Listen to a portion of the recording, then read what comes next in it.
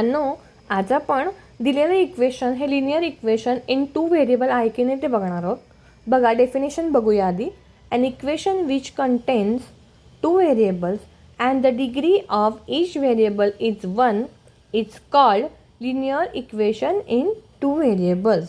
Okay, म्हणजेच काय, दिलेल्या इक्वेशनमध्ये जर दोन वेगवेगळे व्हेरिएबल्स असतील आणि त्या प्रत्येक व्हेरिएबलची डिग्री म्हणजेच इंडेक्स 1 असेल तर ते इक्वेशन हे linear equation in two variables असतं. तुम्हाला डिग्री, व्हेरिएबल हे शब्द माहितीच असतील, पण आपले असे मित्र ज्यांना ते आठवत नाही आहे किंवा जे शिकले नाही आहेत, त्यांना शिकवलं नाही काही कारणाने, त्यांच्यासाठी आपण एकदम फास्ट असे रिव्हिजन करूया. बघा, हे equation 2x² + 3y is equal to 5. यामध्ये ही जी x आणि y ही दोन अक्षरं दिसत आहेत त्याला म्हणतात व्हेरिएबल. व्हेरिएबल ABCDमधला A to Z अशा 26 अक्षरांमधलं कुठलाही स्मॉल ABCDतलं म्हणजे स्मॉल लिपीतलं अक्षर असू शकतं, त्याला म्हणायचं व्हेरिएबल. मग आपल्या या इक्वेशनमध्ये कुठले व्हेरिएबल्स आहेत? x आणि y. आणि मग कोइफिशियंट म्हणजे काय? तर कोइफिशियंट म्हणजे व्हेरिएबलच्या शेजारचा नंबर. आपल्या ह्या इक्वेशनमध्ये आहे +2 and +3. प्लस म्हणजे +2, +3 याला म्हणायचं कोएफिशियंट. ओके, आता मग इंडेक्स म्हणजे काय किंवा डिग्री म्हणजे काय? तर डिग्री म्हणजे ते जे व्हेरिएबल आहे त्याच्या डोक्यावरचा हा नंबर, तो नंबर त्याला आपण म्हणतो डिग्री किंवा इंडेक्स किंवा पॉवर. मग या इक्वेशनमध्ये एक्सची डिग्री आहे 2 आणि वायची डिग्री आहे, वायच्या डोक्यावर काहीच अंक नाही आहे म्हणजेच 1. मग आता आपण लिनियर इक्वेशन आहे का हे बघण्यासाठी, विथ टू व्हेरिएबल बघण्यासाठी आपण अट काय सांगितली? 2 व्हेरिएबल पाहिजेत आणि प्रत्येकाची डिग्री 1 पाहिजे. आता बघा, इथे 2 व्हेरिएबल तर आहेतच, पण दोन्हीची डिग्री 1 आहे का?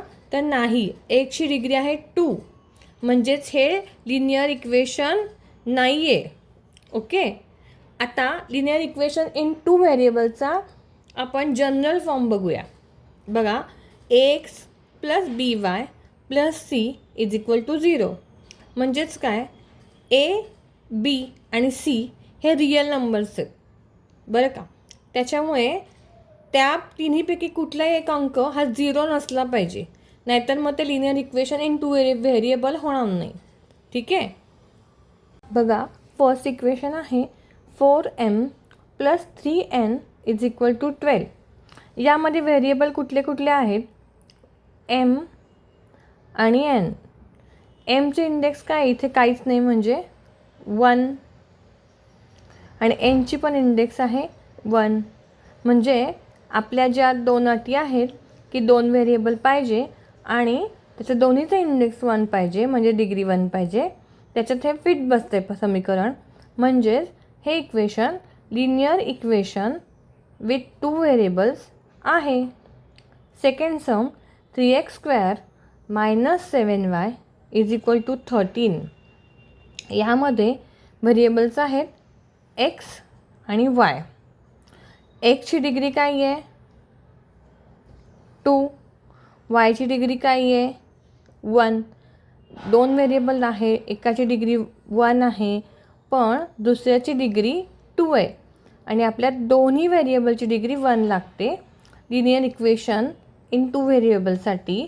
त्यामुळे 3x² - 7y is equal to 13 हे equation linear equation in two variables नाही आहे. आता थर्ड सम बघा, √2x - √5y is equal to 16. यामध्ये व्हेरिएबल्स आहेत x आणि y. एक्सच्या इथे डोक्यावर काहीच नाही आहे, त्याची पॉवर किंवा डिग्री आहे 1. वायच्या डोक्यावर पण काही नाही आहे, त्याची पण डिग्री आहे 1. म्हणजेच √2x - √5y is equal to 16 हे equation linear equation in two variables आहे. Example number 4, 0x plus 6y minus 3 is equal to 0. आपण हे इक्वेशन आधी सरळ करून घेऊया. 0x plus 6y is equal to minus 3 हा इज इक्वल टू साईनच्या राईट साईडला गेला किंवा राईट साईड करून लेफ्ट साईडला आला तर कुठल्याही नंबरचं साईन अपोजिट होतो.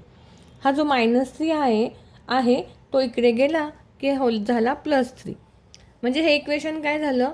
0x plus 6y is equal to 3. आपल्याला माहितीच आहे, आपण जेव्हा कोणत्याही नंबरला किंवा व्हेरिएबलला 0ने मल्टिप्लाइड करतो, 0 आणि एक्सच्या मध्ये इथे काहीच साईन नाही आहे, म्हणजेच ते साईन असतं मल्टिप्लिकेशनचं. त्यामुळे आपण जेव्हा 0ने त्या एक्सला मल्टिप्लाय करतो आहे तेव्हा आन्सर येणार 0. म्हणजे हे इक्वेशन काय झालं?